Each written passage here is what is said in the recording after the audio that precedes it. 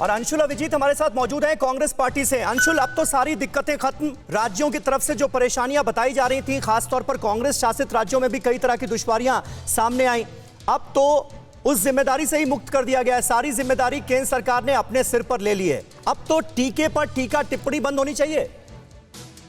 देखिए समीर भाई, मध्य प्रदेश के माननीय स्वास्थ्य मंत्री जी ने अभी ये कहा कि 1 साल तक प्रधानमंत्री जी ने बंदोबस्त किया, इंतजाम किया, टीकाकरण का एक अभियान शुरू किया। ये बिल्कुल गलत खबर है, ये बेबुनियादी है, बिल्कुल बेबुनियादी है, क्योंकि 1 साल से यहां पर कोई न बंदोबस्त हुआ है, न कोई इंतजाम हुआ है, न हमारी स्वास्थ्य प्रणाली में कोई उसमें कोई एनहांसमेंट हुआ है। बंदोबस्त नहीं हुआ, इसका क्या मतलब है? समझ में नहीं आया। मतलब बिना बंदोबस्त के ही वैक्सीनेशन हो रहा है देश में? 1 साल तक समीर भाई यहां पर सरकार ने ऑर्डर नहीं दिया वैक्सीनेशन का, वैक्सीन का कोई ऑर्डर नहीं दिया विश्व में। यहां पर जनवरी में जाकर 16 जनवरी को यहां पर ऑर्डर दिया गया। अब आप समझ सकते हैं कि वैक्सीन की फिर किल्लत कैसे आई। वैक्सीन की किल्लत आने के बाद जब इसका खुलासा हुआ तो वैक्सीन ने सब एक बहुत तरह से आलोचना हुई, सब जगह से हुई, आपकी तरफ से भी हुई, पत्रकारों की तरफ से भी हुई, उत्पादकों की तरफ से हुई, सिविल सोसाइटी की तरफ से हुई कि भाई हो क्या रहा है, ये किस तरह की वैक्सीन नीति है, ये तो गरीब विरोधी वैक्सीन नीति है, इसकी कोई बुनियाद नहीं है, इसका कोई बुनियाद नहीं है। और फिर सुप्रीम कोर्ट से टिप्पणी आई, बहुत भयंकर टिप्पणी आई।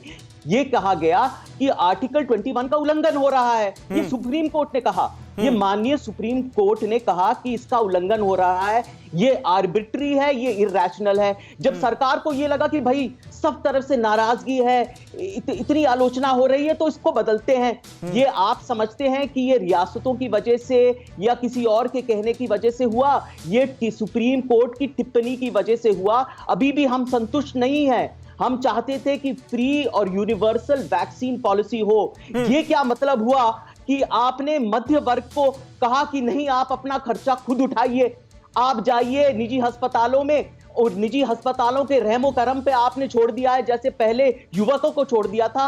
अब मध्य वर्ग को जो हकीकत में इस वैक्सीन का खर्चा उठा रहे हैं, जो टैक्स पेयर्स हैं, जो खर्चा दे रहे हैं, उन्हीं को कह रहे हैं कि आप जाइए निजी अस्पतालों में और आप इस वैक्सीन का आप कीमत दीजिए, कितनी कीमत दीजिए। ठीक है अंशुल, समझ गया, मैं आपका पॉइंट समझ गया। और आप उसी पॉइंट का जिक्र कर रहे हैं जिस पॉइंट का जिक्र राहुल गांधी ने, आपके नेता ने, अपने ट्वीट में किया है कि फ्री वैक्सीनेशन फॉर ऑल का मतलब ही क्या है? अगर प्राइवेट हॉस्पिटल में वैक्सीनेशन करवाने के लिए लोगों को फीस अदा करनी पड़े। कुल मिलाकर देखा जाए तो अब यह साफ है कि वैक्सीनेशन के मामले में राज्यों की भूमिका नहीं होगी। वैक्सीन की उपलब्धता से लेकर हिस्सेदारी में राज्यों को दूर रखा गया है। अब उनको एक तरह से जिम्मेदारी से मुक्त कर दिया गया है। केंद्र ही राज्यों को वैक्सीन देगा और प्राइवेट अस्पतालों को भी वैक्सीन देने की जिम्मेदारी केंद्र की ही होगी। अनिला सिंह जी का हम रुख करें। बीजेपी का पक्ष जानने से पहले जरा ये गणित आपको समझा देते हैं। पहले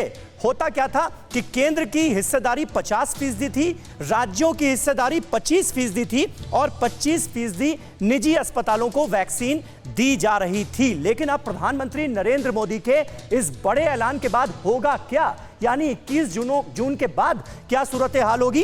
केंद्र की जिम्मेदारी 75% होगी।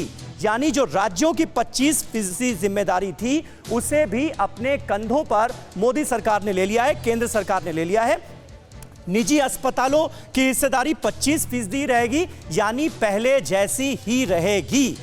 परवाह देश की, सोमवार से शुक्रवार रात 10 बजे TV9 भारतवर्ष पर।